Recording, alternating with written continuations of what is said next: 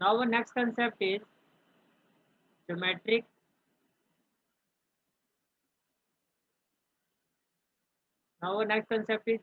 progression. इसको हम short form में जीपी कहते हैं, ज्योमेट्रिक प्रोग्रेशन। ज्योमेट्रिक प्रोग्रेशन में क्या डिफरेंस होता है compare to the AP? AP तो आपने पहले 10th क्लास में स्टडी किया हुआ था। This is a new concept for all of you. मैं एक एग्जांपल देता हूँ आपको जीपी का। 3, 6, 12, 24, 48 एंड सो। अब देखो यहाँ पर ये कॉमन डिफरेंस सेम नहीं है आपका। यहाँ पर अगर आप ध्यान से देखो तो जो कॉमन डिफरेंस है वो आपका सेम नहीं है। इसमें है क्या? अगर आप ध्यान से इसको विजुलाइज करो कि इसमें आपको क्या दिखाई देगा, रिलेशन क्या दिखाई दे रहा है आपको कि जो 6 है वो 3 का 2 टाइम, इसी तरह से जो 12 है वो 6 का 2 टाइम है, इसी तरह से जो 24 है वो जो 24 है वो 12 का 2 टाइम्स है, और 48 जो है वो 24 का 2 टाइम्स, राइट। तो इसको हम किस तरह से लिखते हैं? इट इज रिटन एज जो इसकी फर्स्ट टर्म होती है लाइक एपी, इसको हम ए कहते हैं, और जो टाइम्स होता है नंबर ऑफ टाइम्स से वो हो गया आपका उसको हम डिनोट करते हैं आर से। जो टाइम्स की मैं बात कर रहा हूँ उसको हम डिनोट करते हैं आर। तो आर वो कुछ भी हो सकता है, 2 टाइम्स भी हो सकता है, 3 टाइम्स भी हो सकता है। तो 6 + 3 का कितना टाइम्स है? से 8 टाइम्स। तो ए आर, ए आर। अब देखो ए जो है आपका, देखो यहाँ पर बात क्या हो रही है, अगर आप ध्यान से रिलेशन देखो तो 3 × 2 6, 3 × 2 6। अगर 3 और 12 के बीच में, क्योंकि आप फर्स्ट टर्म के साथ वैल्यू को लिखते हो, 3 और 12 के बीच में आप देखो तो 3 × 2 6 था, उसको अगर मैं फिर 2 से इंटू कर दूंगा तो 12 आ जाएगा। इट मीन जब आप जो भी जीपी होती है उसमें जो टर्म्स होती है आर जो होता है उसकी रेशियो बढ़ते जाती है। यहाँ पर ए आर था, यहाँ पर हो जाए एक आर और आ जाएगा, ए आर 2 के साथ 2 आ गया। अब आगे देखो आप 3 × 2 × 2 12 था, इंटू 2 करोगे 24 आ जाएगा। यानी कि जो भी आपका आर था उसमें एक आर और ऐड हो गया, तो ये हो गया ए r Q. In similar way अगर आप आगे देखो तो 48 को देखो, 3 × 2 × 2 × 2, ये 24 था, 24 × 2 करूंगा तो क्या हो जाएगा 48। It means 48 can be written as a r raise to power 4, right. And here a is equal to first term,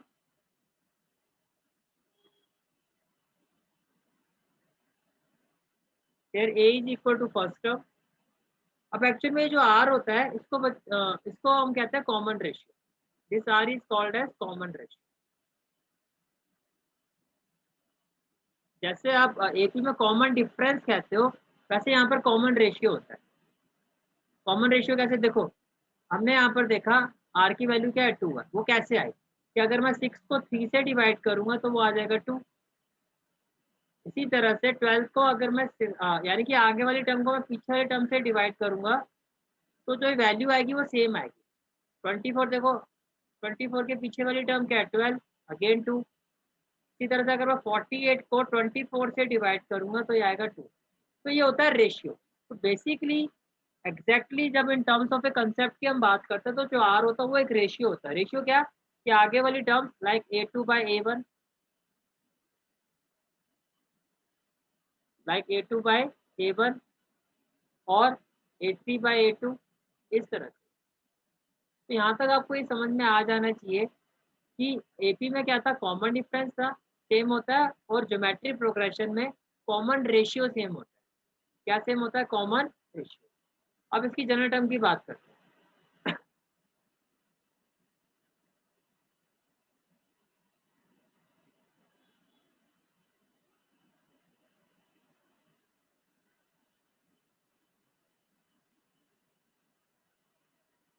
this is the value. अगर आप ध्यान से इसके रिलेशन को देखो तो देखो जो फर्स्ट टर्म है, वो ए है, और जो सेकंड टर्म है वो आर के। तो आर की पावर कितनी है 1। जब हम थर्ड टर्म की बात कर रहे हैं तो आर की पावर कितनी है 2। जब हम फोर्थ टर्म की बात करते हैं आर की पावर कितना 3। जब हम फर्स्ट टर्म की बात करते हैं तो क्या ना इसे that a r raise to power 0, क्योंकि आर रेस टू पावर 0 क्या होगा 1, तो वो ए ही हो गया आपका। तो जो भी नंबर ऑफ टर्म है आर की वैल्यू उससे एक कम है। अगर मैं इसको कहता हूँ ये फिफ्थ टर्म है तो आर की वैल्यू देखो 4 है। इन a similar way if I से what will be the value of general term, तो अगर आप इस रिलेशन को देखो, इस रिलेशन को देख के हम कह सकते हैं कि जो ए एन होगा उसमें जो आर की पावर होगी वो एक कम होगा, यानी कि एन माइनस 1। तो this is the general term of GP. तो कैसे ड्राइव हुआ आई होप आपको समझ में आ गया होगा कि by a n is equal to a r is to power n minus 1। क्योंकि जीपी में क्या होता है, फर्स्ट ऑफ ऑल हमने यहाँ पर क्या सीखा कि जो कॉमन रेशियो है वो सेम होता है। रेशियो क्या, आगे वाली टर्म से पीछे वाली टर्म को डिवाइड करोगे, अगर वो सीक्वेंस आपका जीपी है तो सभी का डिविजिबिलिटी जो का जो वैल्यू आएगी यानी कि रेशियो जो आएगा वो सेम आएगा। You can see the example, right. तो जनरल टर्म ऑफ आपकी जो जीपी होती है वो किसके इक्वल होती है, that is a n is equal to a r raise to power n minus 1, right. जैसे कि for example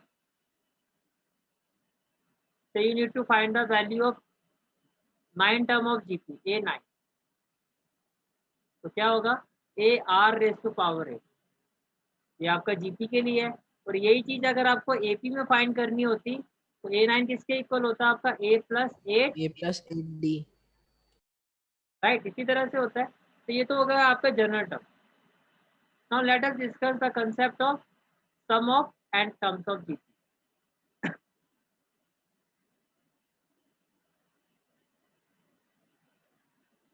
some to n term, see Sn is equal to A plus AR plus AR square plus AR cube. और n terms क्या होती है अभी हमने discuss किया a r raise to power n minus 1। Answer ही question number 1। Now say multiplying both side by r, what we will have r into Sn is equal to a r plus AR square plus AR cube plus AR4।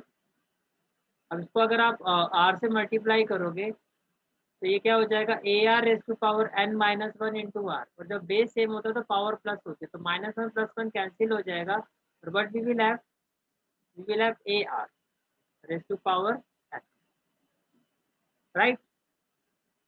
Now what we will do, so this is the equation number 2, subtract 1 from 2। 1 को हमने किससे subtract किया 2 से, right. तो left hand side we will have r Sn minus Sn and it will be equal to, देखो a are जो है वो इस ए आर से कैंसिल हो जाएगा, ए आर स्क्वायर इस ए आर स्क्वायर से कैंसिल हो जाएगा, ए आर क्यूब इस ए आर क्यूब से, ए आर फोर इसके आगे वाली जो टर्म होगी ए आर फोर वो भी कैंसिल हो जाएगी। और अगर आप ध्यान से देखो ए आर एन से प्रीवियस टर्म क्या होगी a r raise to power n minus 1, तो ये वाली जो टर्म है वो भी इससे कैंसिल हो जाएगी। जब आप सब्ट्रैक्ट करोगे we are left with what, एक हमारे पास बचेगा ए और एक बचेगी लास्ट, तो फर्स्ट और last term we are left with a plus a r raise to power n, तो we can write it as 2 से 1 को माइनस कर रहे हैं तो ये आ जाएगा a r raise to power n, subtract कर रहे हो तो minus is equal to minus a, right. Now what we can do, we can take Sn as a common term, we will have r minus 1 and here a r raised to power n minus, तो sum of n terms of GP का जो formula होता है that is a r raised to power n minus 1 upon r minus 1, right। This is the formula for sum of n terms of a GP.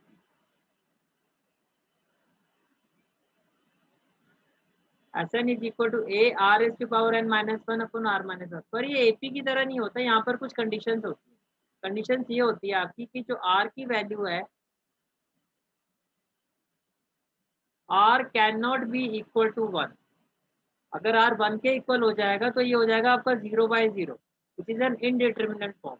और इसी concept पर आपका जो chapter 13 है वो बेस्ड है, वहां पर मैं इसको प्रॉपर वे में एक्सप्लेन करूंगा कि इनडिटर्मिनेंट फॉर्म क्या होती है, और ऐसी वैल्यूज को सॉल्व करने के लिए हमें लिमिट्स के कंसेप्ट की जरूरत पड़ती है, जो आपका 13 chapter limits and continuity, right, limits and derivative.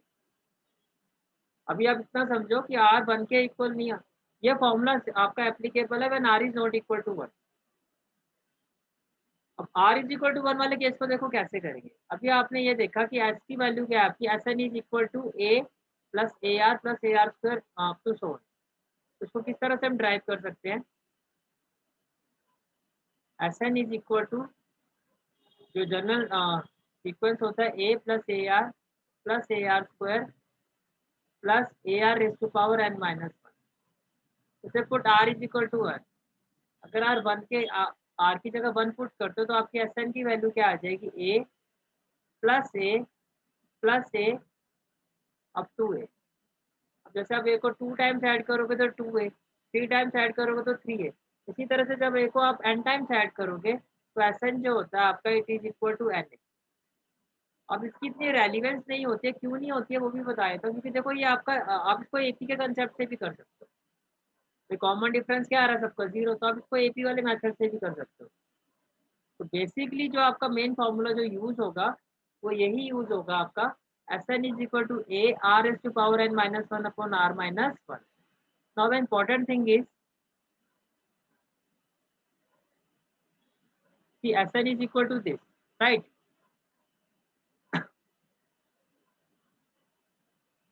Now I can write this formula. If I take the minus from both numerator, if I take minus common from both numerator and denominator, what we will have?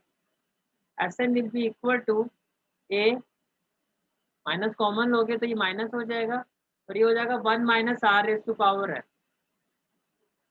तो यहाँ से आप minus common लोगे तो ये हो जाएगा 1 minus r, minus and minus will be cancel out. तो Sn will be equal to a 1 minus r raise to power n upon 1 minus r. अब देखो ये फॉर्मूला इसी से ड्राइव हुआ है ना। अब इसका मतलब क्या है, इसका आपके ये दो डिफरेंट फॉर्मूलाज का मतलब क्या होता है एक्चुअल में। तो इसका मतलब ये होता है कि अगर आपका आर 1 से बड़ा है, अगर आर आपका 1 से बड़ा है तो आप इस फॉर्मूले को अप्लाई करो, क्योंकि फिर आप नेगेटिव वैल्यू से बच जाते हो ना। सिमिलर वे अगर आपका आर जो है वो 1 से छोटा है, यानी कि 1 बड़ा है, तो आप इस फॉर्मूले को अप्लाई करो। तो लॉजिक तो इन दोनों फॉर्मूलेस के पीछे जो लॉजिक है वो यही है कि S n is equal to r s की power n minus 1 upon r minus 1। इसी फॉर्मूले को देखो, इसी फॉर्मूले से ड्राइव किया हमने, माइनस कॉमन है तो ये फॉर्मूला बन गया। लेकिन पूरा इस फॉर्मूले को यूज करते करते करते करते ट्रेंड एक ऐसा बना दिया है कि इसको दो फॉर्मूले की तरह देखा जाता है।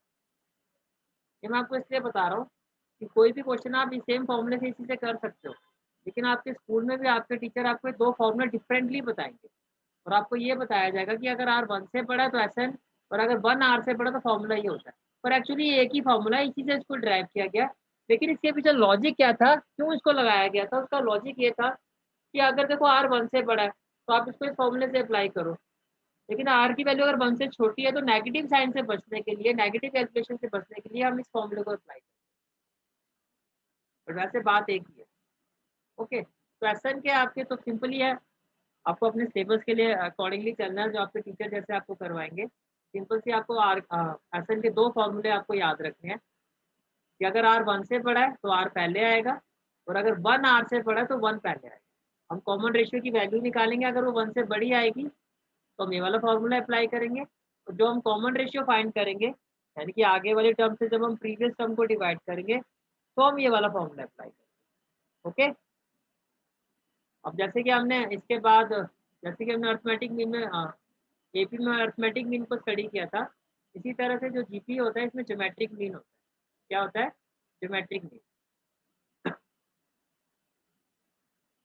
एपी में अर्थमेटिक मीन होता है, इसी तरह से जीपी में क्या होता है आपका, ज्योमेट्रिक मीन। अब इसका मतलब क्या होता है, अगर मैं इसको अर्थमेटिक मीन से रिलेट करता हूँ तो अर्थमेटिक मीन में हमने क्या स्टडी किया था, इसे a plus b plus c plus d plus c, arithmetic mean mean divided by 5। यही चीज जब आप जीपी में लिखोगे ज्योमेट्रिक मीन में कैसे लिखी जाएगी, सभी का प्रोडक्ट और कितनी वैल्यू है 5, तो 1/5, like a plus b plus c plus d, arithmetic mean divided by 4। और यही चीज ज्योमेट्रिक मीन में क्या हो जाएगा, a b c d 1/4 through, 1/4 through. अब आप बताओ a plus b plus c by 3, तो ज्योमेट्रिक मीन में कैसे लिखोगे, a plus b plus c √3। हाँ प्लस नहीं आएगा, ज्योमेट्रिक में प्रोडक्ट आता है, देखो इसके बीच में कोई भी प्लस नहीं है। एपी में प्लस आता है वो एवरेज होती है, ज्योमेट्रिक मीन में क्या होता है अंडर रूट, यानी कि ए इंटू बी इंटू सी और 1/3 रूट, 1/3 रूट। भैया तो फिर ये रूट वाली कैलकुलेशन बहुत बड़ी नहीं हो जाती? कुछ बड़ी नहीं होती है वो, अभी मैं आपको करके अभी मैं रिलेशन दिखाता हूँ आपको। ए प्लस बी बाय 2, कितनी वैल्यूज हैं 2, दोनों को मल्टीप्लाई कर दो, और अगर 2 वैल्यूज है तो 1/2, 2 वैल्यूज है तो 1/2। अब मैं आपकी बात का, जैसे आपको याद होगा हमने एपी में पढ़ा था, वही सेम रिलेशन मैं आपको जीपी में दिखाता हूँ। जीपी का जो जनरल टर्म होती है वो क्या होती है, ए आर, जनरल सीक्वेंस होता है ए r square, A R cube, A r 4, A R 5।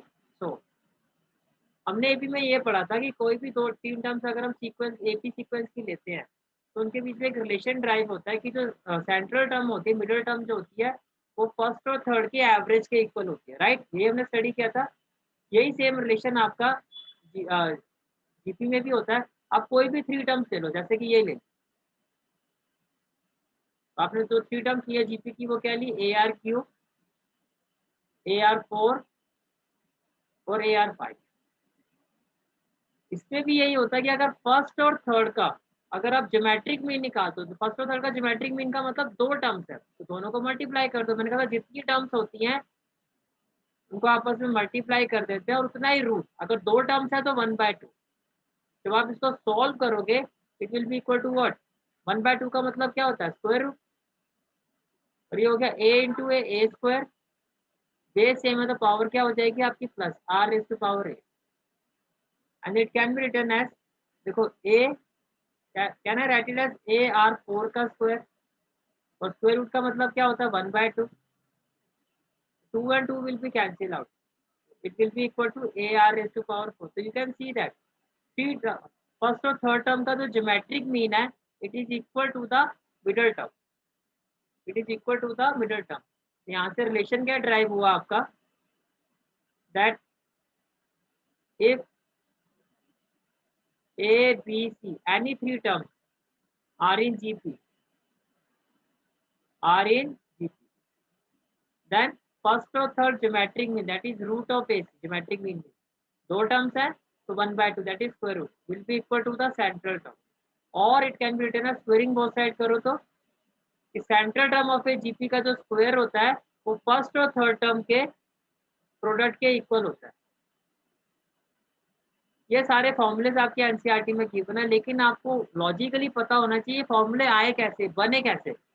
जब मैथमेटिक्स को इतने इन डेप्थ स्टडी करोगे तभी आप उस चीज़ को एक जो सब्जेक्ट की जो नॉलेज होती है, जो कोर होता है सब्जेक्ट का, वो आपको समझ में आएगा किस तरह से ये सारी रिलेशन क्या है प्रैक्टिकल लाइफ में, तभी आप इन चीज़ों को यूज कर पाओ। अब आपको पता है, अगर आपको याद रखने की जरूरत नहीं है, आपको पता है कि किस तरह से फॉर्मूला ड्राइव हुआ, कैसे हमने जनरल टर्म को फाइंड किया है, ज्योमेट्रिक मीन का मतलब क्या होता है, क्या रिलेशन होता है जीपी की टर्म्स के बीच में, फिर सम ऑफ एन टर्म्स कैसे निकाली जाती हैं, r is greater than 1 logically इसका मतलब क्या है। Now you know all these things. General term of a GP जो होती है वो किस तरह से फाइंड की गई है, क्या क्राइटेरिया होता है, ओके।